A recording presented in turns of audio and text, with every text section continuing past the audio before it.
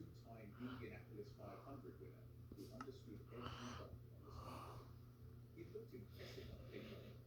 The establishment still wasn't convinced.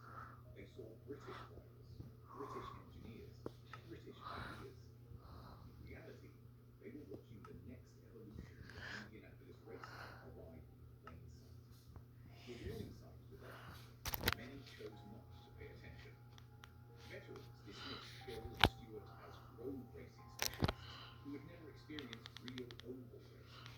They predicted the rookies would struggle with traffic, lose concentration during the long field race, and make costly mistakes when it mattered most, time.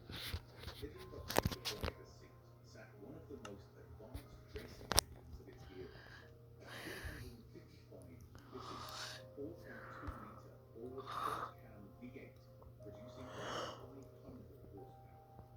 Unlike the traditional Offenhauser four-cylinder that had powered generations of American roadsters, this vehicle didn't breathe, delivered its power more smoothly, and worked perfectly with a lightweight rear-engine chassis. Think about what that meant. The old roadsters relied on brute force. The Lola relied on balance. Its aluminium monocoque chassis acted like the shell of an aircraft, making the car lighter and significantly stiffer than many of its rivals. Less weight meant less strain on the tires, better fuel economy, and faster corner speeds through Indianapolis's long, sweeping turns. The difference was subtle. Over 500 miles, subtle becomes enormous. Fuel consumption alone could decide the race.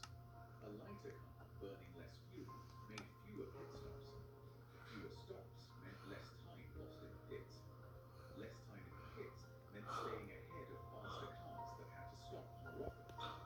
The mathematics were simple. The execution was not. John Newcomb's team entered three team penalties.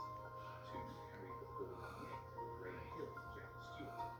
A third used the proven Offenhauser engine for Roger Wood, the experienced American who already understood every inch of the speedway. It was insurance.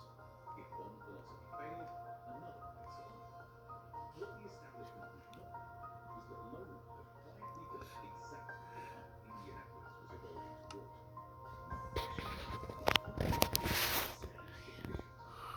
While everyone admired horsepower, Broadly chased consistency. That would matter far more than anyone realized. The Ford engine represented a calculated gamble. It was newer, less proven at Indianapolis, and carried the risk of mechanical failure.